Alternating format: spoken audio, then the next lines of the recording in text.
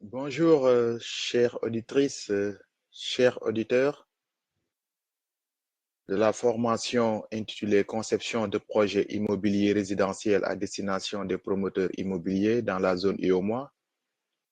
Et cette formation s'inscrit dans le cadre des activités du Centre Excellence Habitat, piloté par l'École supérieure d'économie appliquée de Dakar, ESEA. Donc, j'ai l'honneur d'être devant vous pour vous présenter le module 3 de cette formation, traite de la conception des projets immobiliers résidentiels. Tout d'abord, je me présente, je suis M. Aboubekri Ngueye, je suis architecte urbaniste exerçant à titre libéral depuis un peu plus de 29 ans.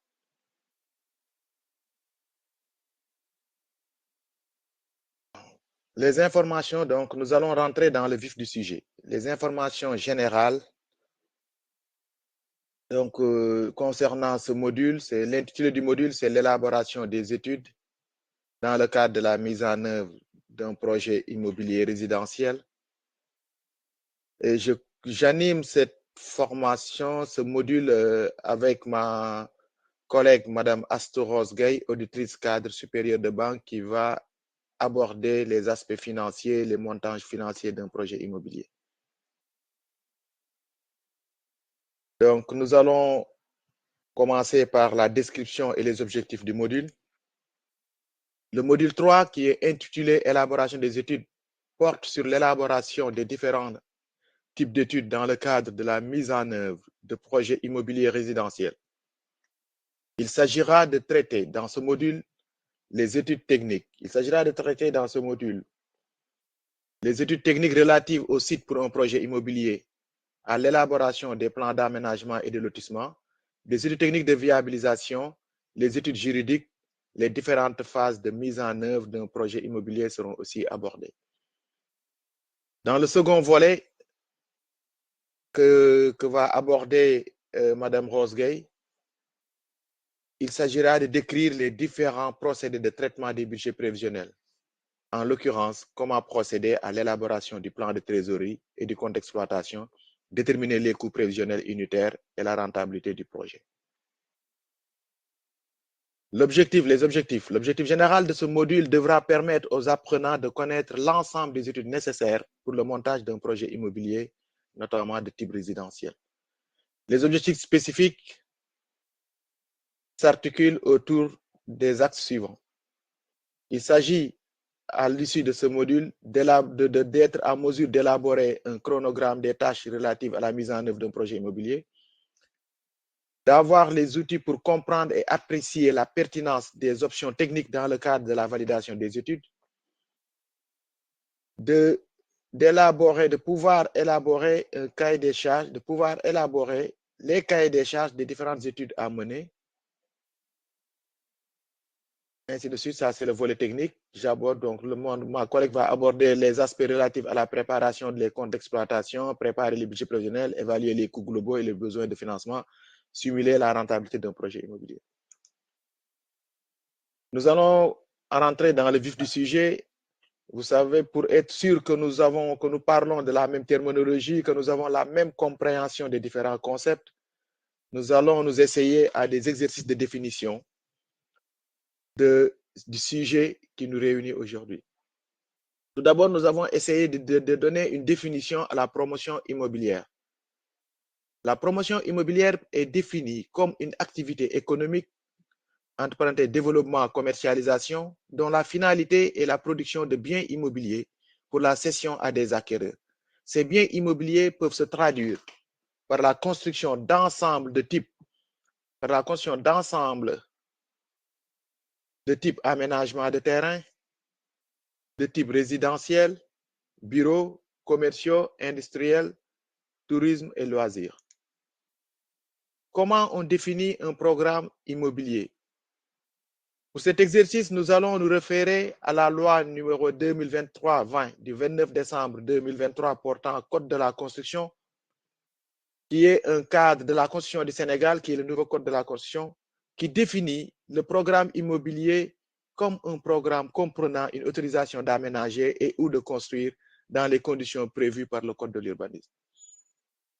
Définition d'un promoteur immobilier. Bien sûr, ces programmes immobiliers sont mis en œuvre par des promoteurs immobiliers qui, selon la loi numéro 2023-20 du 29 décembre 2023 portant code de la construction, le promoteur immobilier est un opérateur qui acquiert légalement du foncier, fait concevoir son projet d'habitat, mobilise le financement nécessaire à la réalisation du projet, fait construire, commercialise ses unités d'habitation et sur le recouvrement de ses créances.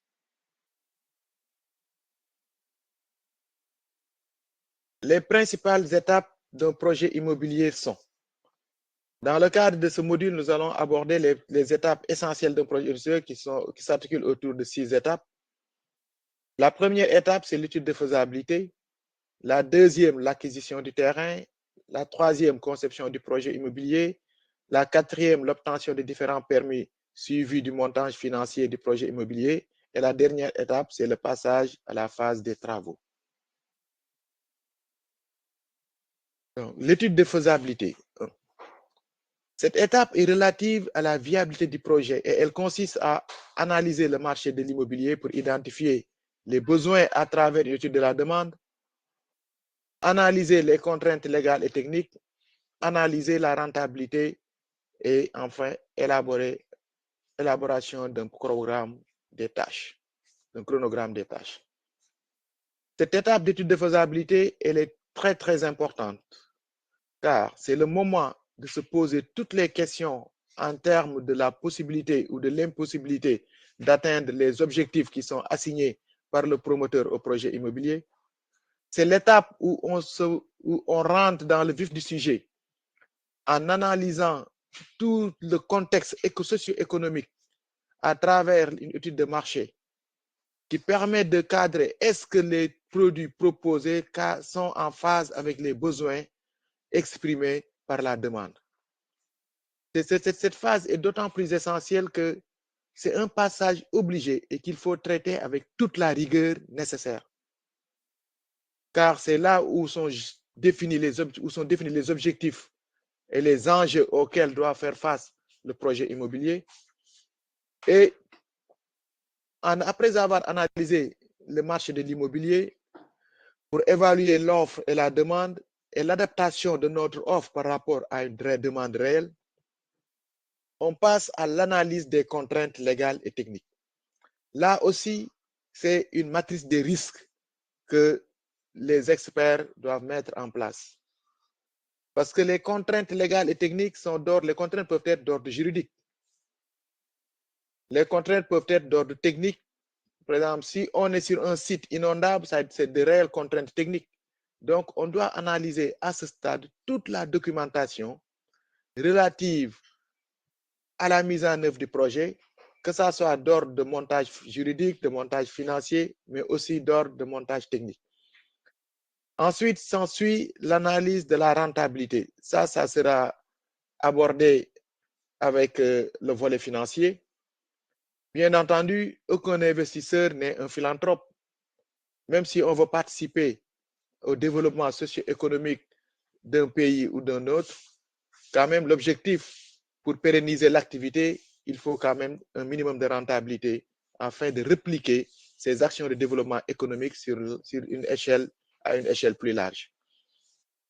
La dernière tâche de faisabilité, c'est l'élaboration d'un chronogramme des tâches. Cet aspect, elle est essentiel car c'est le premier jalon posé pour la planification de l'ensemble des actions à mettre en œuvre pour la réalisation d'un projet de promotion immobilière. Ce chronogramme des tâches doit être élaboré d'une manière très exhaustive en identifiant les différentes tâches, les acteurs qui sont chargés d'élaborer ces tâches-là, les acteurs qui sont chargés du suivi des tâches, les délais impartis à chaque tâche et mettre à la fin les délais de réaliser les délais de mise à disposition effective des livrables. Bien entendu, le tableau de chronogramme des tâches doit être suivi d'une colonne d'observation où on consigne l'ensemble des observations, l'ensemble des défaillances liées au non-respect des délais et l'ensemble des contraintes qui ont fait de telle sorte que telle ou telle tâche n'a pas été réalisée dans les délais. Et c'est un outil d'analyse de performance. C'est un outil aussi qui permet de booster la performance des différents experts afin d'être sûr que entre le début et la fin du programme, tous les objectifs en termes de livrables sont atteints. Le deuxième point, c'est l'acquisition du foncier. Cet aspect, l'acquisition du foncier, c'est choisir d'abord la zone où on veut implanter, où on veut réaliser le projet immobilier. Cette acquisition doit se faire selon des critères très, très précis. Et ces critères vont tous vers un seul objectif, choisir le site le mieux adapté pour accueillir le projet immobilier. Donc, l'identification du site va se faire à travers l'analyse de ses caractéristiques, c'est-à-dire la taille du site, la contenance du site, est-ce que la superficie du site est apte à accueillir le programme, la topographie du site, la proximité des commodités. Vous n'êtes pas censé ignorer que choisir un site qui est à des dizaines de kilomètres des réseaux primaires d'électrification, d'adduction d'eau et d'assainissement n'a pas le même impact en termes de coût, en termes de pertinence et en termes de capacité à attirer les futurs acquéreurs sur un programme. Car plus on est éloigné des réseaux, que ce soit des réseaux de voirie, des réseaux de VRD, plus on a un coût de sortie du programme très élevé et de surcroît un coût de cession aussi qui va suivre et qui va devenir très élevé. Après l'identification du site maintenant, et en ayant les éléments d'appréciation de l'opportunité ou pas de choisir un site ou un autre, va suivre maintenant la décision d'acheter un terrain. Bien sûr, cet achat du terrain va être précédé au préalable, qui doit être fait devant un notaire, qui est le seul habilité, selon les législation sénégalaise, à procéder à une transaction immobilière entre deux parties. Et cette acquisition du terrain se faisant devant le notaire se fait après la vérification de la situation foncière. La situation foncière, si c'est dans le cadre de l'élection sénégalaise, on peut se procurer un certificat, ce qu'on appelle une attestation de droit réel qui renseigne sur la situation foncière, qui renseigne sur l'existence de charges ou pas sur le foncier, l'existence de servitudes aussi sur le foncier. Cette vérification de la situation foncière va être poursuivie avec la demande d'un certificat d'urbanisme. Cet élément, elle est essentiel parce que c'est le seul élément qui atteste de la constructibilité du foncier. Et ces certificats d'urbanisme permettent d'indiquer les servitudes d'urbanisme affectant le terrain et la destination de la zone où se situe sur le terrain. C'est très important car si vous prévoyez un programme immobilier et que vous allez acheter un terrain ou vous ciblez un terrain à usage agricole, notamment vous allez perdre du temps. Et pour pouvoir réaliser ce programme immobilier sur un terrain à usage agricole, il faudra procéder à ce qu'on appelle, selon la législation sénégalaise, un changement de destination. Et ce changement de destination, c'est un long périple et peut-être qu'il ne va pas pouvoir s'inscrire dans l'échelle temporelle de réalisation du programme immobilier. Donc, l'acquisition du foncier est un élément essentiel pour lequel il faut être très regardant pour être sûr qu'on a choisi le site de par son emplacement, de par sa capacité à accueillir des programmes, mais aussi après avoir mitigué tous les risques sur le thème de la situation foncière, sur la construction du site, afin de pouvoir démarrer ses études. Nous allons aborder le point 3 qui est relatif à la conception du projet immobilier. C'est une étape qui est celle des différentes études, qui est celle de l'élaboration des différentes études à faire approuver par les bureaux et services compétents. Cette étape démarre par d'abord l'expression des besoins à travers un cahier des charges des différentes études. Et ce cahier des charges des différentes études permet de sélectionner d'abord les différents intervenants, les différents experts, pour définir le profil de ces experts-là à travers leur expérience générale et leur expérience spécifique. Ce cahier des charges de sélection, ce cahier des charges des différentes études aussi, va se poursuivre avec le cahier des charges de chaque étude. Ça commence par la conception des plans d'aménagement et du parcellaire. Je vais m'arrêter un peu sur ce point-là. Le maillon faible de la plupart des programmes immobiliers au Sénégal ou dans la sous-région, c'est qu'on passe directement de l'acquisition foncière à un découpage parcellaire. Et le découpage parcellaire n'est pas un plan d'aménagement. Ce n'est que la suite des options d'aménagement consignées à travers et matérialisées à travers un plan d'aménagement global du site. Ce plan d'aménagement répond aux exigences en termes d'orientation, que ce soit un projet d'écoquartier, un projet résidentiel de très haut standing, ou bien un programme immobilier d'habitat économique. C'est le plan d'aménagement qui permet de prévoir l'ensemble des infrastructures et équipements, l'ensemble des espaces de respiration, des espaces extérieurs, l'ensemble des supports du trafic, des supports de liaison physiques et fonctionnelles sur un site. Donc, c'est un élément essentiel qui est garant de la qualité du cadre de vie à travers sa pertinence dans ses options d'aménagement, son parti d'aménagement. Maintenant, le parcellaire n'est qu'une application en découpage par lot individuel, par lot unitaire de ces dispositions du plan d'aménagement.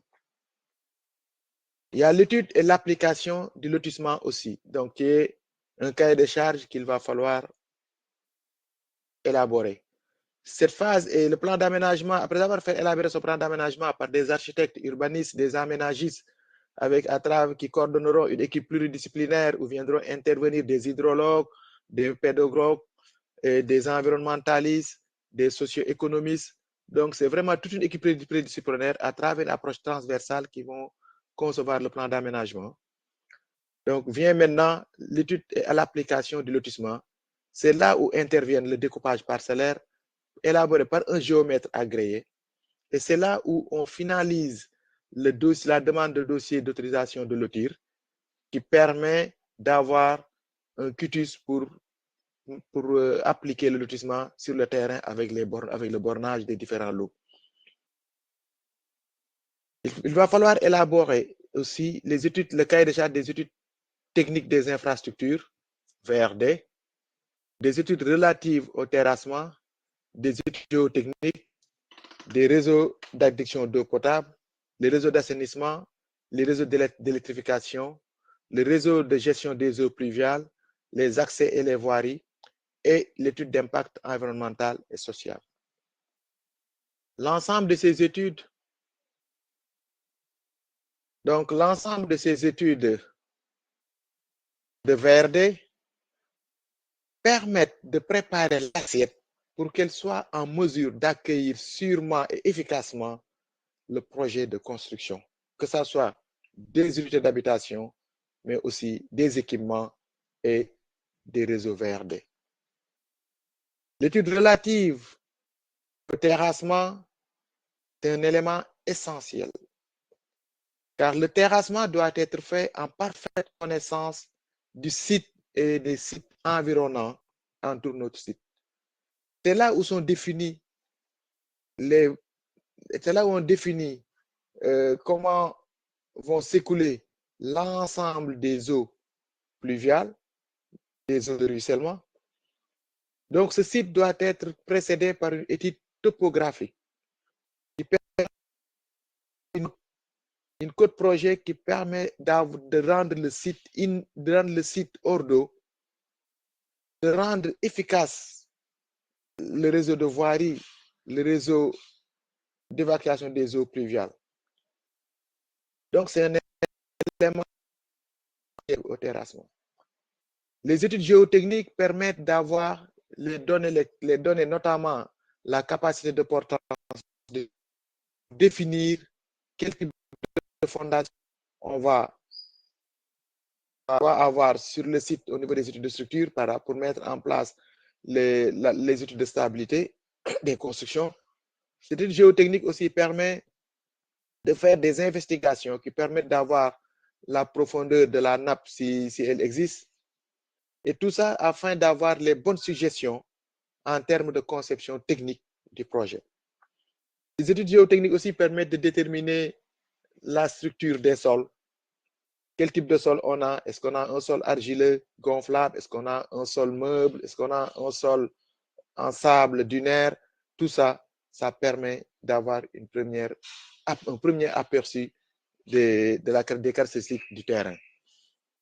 Donc, l'étude géotechnique déjà doit démarrer avec ce qu'on appelle des études préliminaires.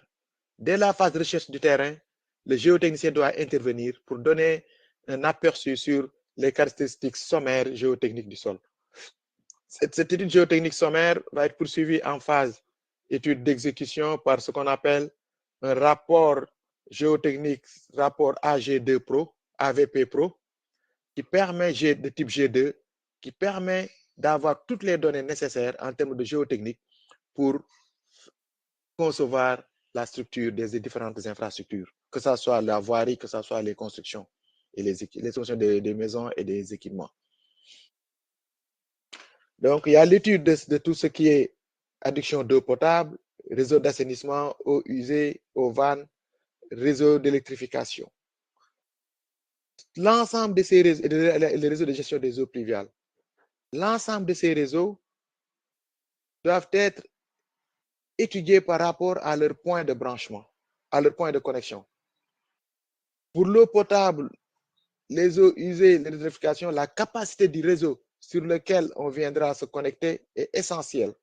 Il faut connaître cette capacité du réseau afin de dimensionner efficacement notre réseau et si besoin en était, de créer un élément une infrastructure d'interface qui permette de pallier au sous-dimensionnement du réseau de connexion. C'est un élément essentiel aussi pour être sûr que notre réseau intramuros soit efficace pour prendre en charge l'ensemble des besoins en termes de VRD du programme immobilier. Il y a l'étude d'impact environnemental, bien entendu, selon le nouveau code de l'environnement et le nouveau code de la construction. En initiant un programme immobilier au Sénégal, il est obligatoire de procéder à une étude d'impact environnemental et social. Cette étude doit être lancée le plus tôt possible. Souvent, beaucoup de promoteurs attendent le dernier moment pour mener ces études-là. Et compte tenu de l'échelle temporelle, de la durée du temps que doit prendre ces études, après qu'ils peuvent aller, si c'est une étude d'impact environnemental complète, entre le début de l'étude, la demande de renseignement déposée auprès du service de l'environnement et des établissements classés et l'obtention du quitus, il peut s'écouler plusieurs mois, environ 10 mois, voire 12 mois. Ça dépend des retours, ça dépend des observations, ça dépend des points d'attention auxquels l'étude doit faire face. Donc, tout ça dans le cadre, ça peut être géré dans le cadre d'une bonne planification à travers le chronogramme des tâches. Le chronogramme des tâches qui donne la chronologie, comme son nom l'indique, de la chronologie de l'ensemble des tâches, allant de l'intention du projet, de l'intention de l'idée de projet à la livraison clé en main des habitations, des habitats. Nous allons poursuivre ce volet 3, conception immobilière, en abordant l'ensemble des études qui doivent être approuvées par les bureaux et services compétents. Pour le projet, pour la conception des unités d'habitation, des maisons, des villas ou bien des appartements, des immeubles résidentiels, il faut d'abord, il y a la conception architecturale et technique. C'est à ce stade qu'on intègre les éléments de programme architecturaux on intègre les normes et réglementations en vigueur, ces normes qui sont consignées à travers dans les documents tels que le code de l'urbanisme, le code de la construction et les autres codes. C'est là où on affine la définition d'un programme architectural. Ce programme architectural doit être adapté par rapport aux objectifs et du projet en termes de type de produits résidentiels à élargir, si c'est un habitat économique, si c'est un complexe immobilier avec des appartements. Et c'est là où on définit vraiment le standing qu'on vous propose, le standing qu'on vous proposez aux clients, aux acquéreurs. Et il y a l'élaboration des études architecturales qui, bien entendu, doit être faite par un architecte agréé qui est inscrit au tableau de l'ordre du pays où le programme va être édifié. Et ce volet est essentiel parce que beaucoup de promoteurs font recourir à des techniciens qui ne sont pas habilités et ils se rendent compte au moment du dépôt du permis de construire que la personne qui a conçu le programme n'est pas habilitée à le faire. C'est un double risque. Le premier risque, c'est le risque qu'on voit dès que les services des compétents vous servent un refus de traitement de votre dossier parce que vous n'avez pas recouru à un architecte habilité. L'autre risque, c'est la non-qualité du produit liée à la limitation de l'expertise du technicien qui a élaboré le truc. Donc, il faut bien choisir les experts qui sont capables de vous accompagner et qui sont habilités à le faire. L'élaboration des études de structure est confiée à des BET en structure, qui sont souvent des BET constitués d'ingénieurs génie civil. Et à ce stade, c'est un stade très, très important. C'est le moment de procéder à l'optimisation des solutions de départ du parti structural afin de réaliser des économies d'échelle, tout en garantissant la solidité et la sécurité des ouvrages. Il y a l'élaboration aussi des études des lots techniques.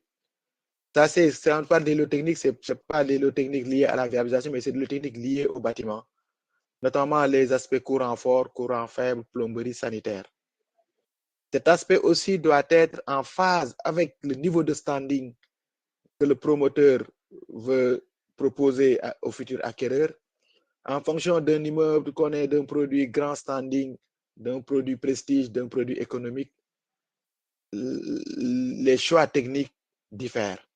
Donc, c'est un élément essentiel. Et ces études aussi doivent être approuvées par un bureau de contrôle qui sont les seuls habilités à se prononcer sur le respect des normes, aussi bien en termes d'études de structure, en termes de respect de la réglementation relative aux lots techniques. Il y a aussi, dans le cadre, ça concerne dans le cadre vraiment d'un projet durable, car c'est un aspect essentiel, la durabilité, à travers des architectures adaptées au climat, adaptées au milieu et adaptées au mode de vie. Donc là, il s'agit de ce qu'on appelle l'étude de durabilité, où on analyse comment on peut utiliser des matériaux communément appelés écosourcés, c'est-à-dire géosourcés et biosourcés. Comment on peut intégrer un système d'assainissement durable et comment on peut intégrer dans le cadre du programme des énergies renouvelables. Avoir un programme immobilier conçu selon les principes communément appelés écoquartiers commence d'abord par le plan d'aménagement, car toutes les solutions sont des solutions intégrées, que ce soit l'utilisation de matériaux écosourcés, que ce soit le choix d'un système d'assainissement durable, que ce soit l'intégration renouvelable. Si ce n'est pas prévu dans le plan d'aménagement initial, après coup, ça sera difficile de s'adapter.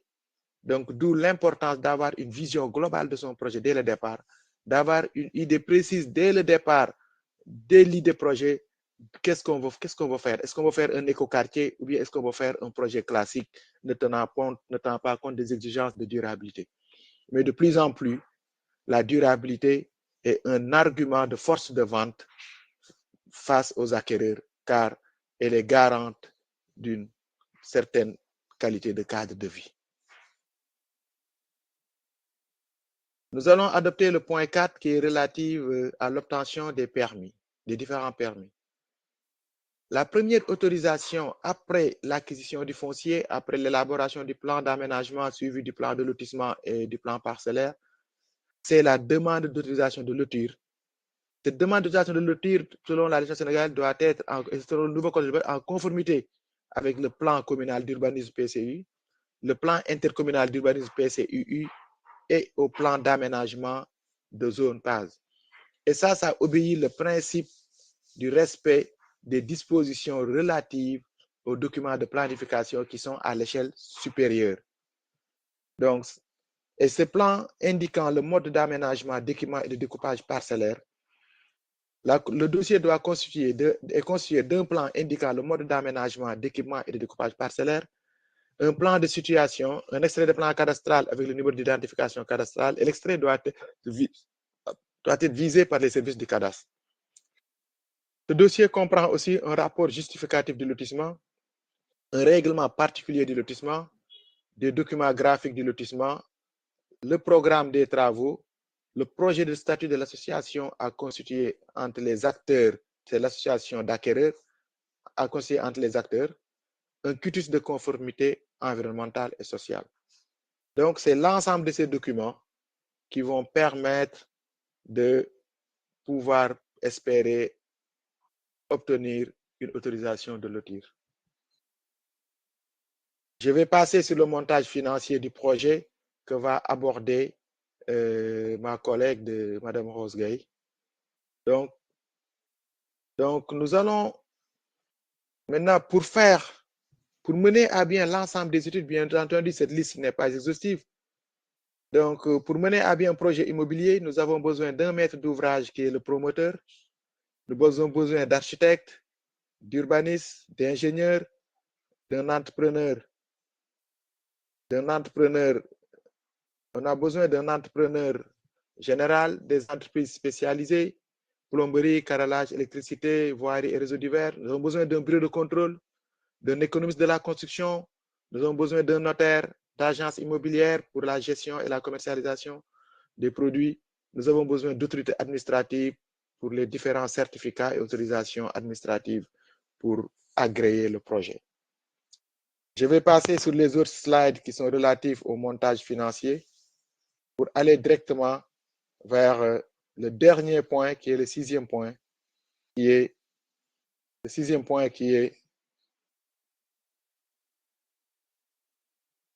est la réalisation des travaux. Nous allons marquer une courte pause sur ces aspects-là et on va reprendre d'ici 1 minute.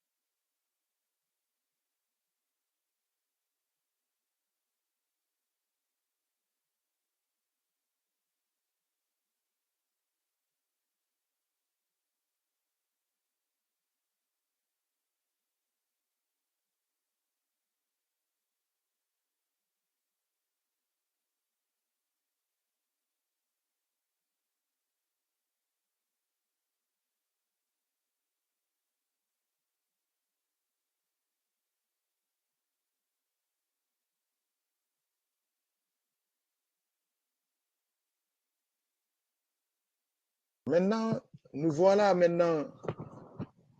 la dernière étape du projet qui est la phase travaux, bien entendu avant l'étape ultime qui est la phase commercialisation qui n'est pas l'objet de ce module. Donc, nous avons commencé ce processus de réalisation du projet immobilier par le rêve d'un promoteur. C'est un promoteur qui a rêvé de son projet pendant des nuits, des jours, des mois, voire des années, qui a eu l'opportunité de faire le pas pour aller dans le processus de réalisation de son projet à travers une étude de faisabilité qui lui permet d'avoir tous les éléments d'appréciation pour mener à bien son projet immobilier. Cette étude de faisabilité a été suivie par le choix d'un site. Une fois le site choisi, se sont maintenant déroulées l'ensemble des études techniques, socio-économiques et financières pour le montage du projet immobilier, le montage technique et financier du projet immobilier. Maintenant arrive le moment d'enfiler nos chaussures, de prendre nos épis, nos équipements de protection individuelle pour aller dans la phase essentielle qui va donner corps au rêve du promoteur, qui est celle de la réalisation des travaux. Donc, la phase travaux est le moment où le promoteur et l'ensemble de ses experts qui l'accompagnent de mettre en œuvre tous les outils de gestion des travaux des différents ouvrages. Les outils de gestion des travaux des différents ouvrages commencent par d'abord la mise en place du comité de suivi des travaux. Le comité de suivi est le cadre de coordination, d'une coordination efficace entre les différents intervenants. C'est une étape très importante, car un projet, pour avoir un beau suivi d'un projet, il faut avoir des acteurs, l'ensemble des acteurs impliqués sur ce projet-là. Et ça, c'est très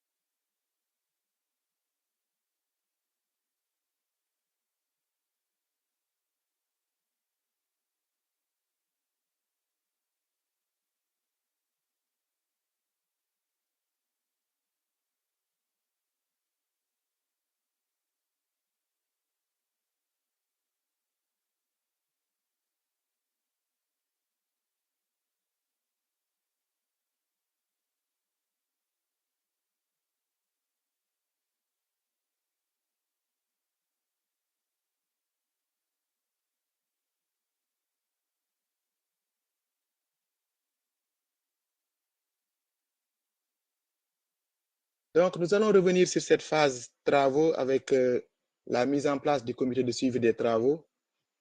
Et c'est l'instance de coordination. Cette instance de coordination, tous les acteurs essentiels, notamment la maîtrise d'ouvrage, les maîtres d'œuvre, c'est-à-dire les concepteurs, les architectes, les BIT structures, BIT VRD, et l'ensemble des acteurs qui doivent concourir à la réussite de ce projet doivent être présents dans ce comité de coordination. Les travaux de ce comité, c'est le suivi, c'est la supervision de la réalisation du programme sur le site. La supervision des travaux de viabilisation, des travaux de construction, ainsi de suite.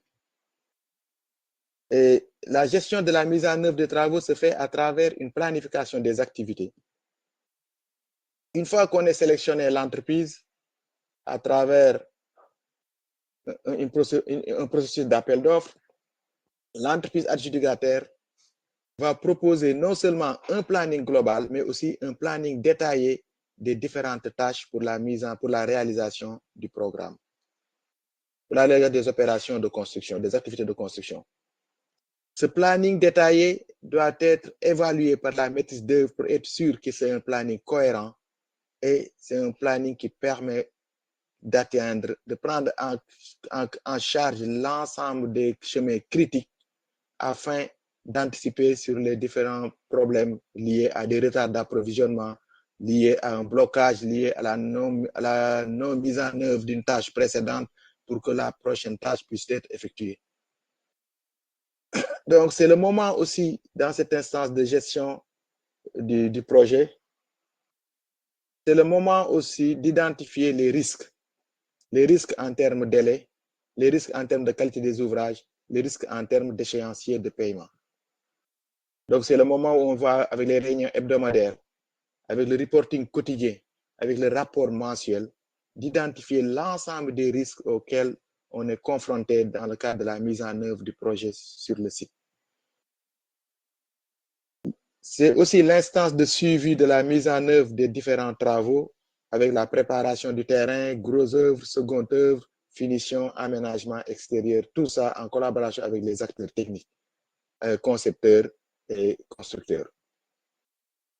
Donc, cette phase travaux est sanctionnée par des tests et inspections pour vérifier le respect des normes de qualité et sécurité requises durant tout le déroulement des travaux.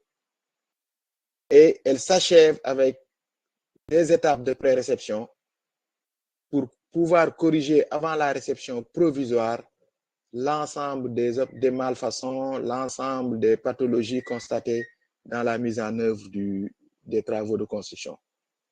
Donc, la réception provisoire permet de libérer provisoirement l'entreprise une fois toutes les réserves levées.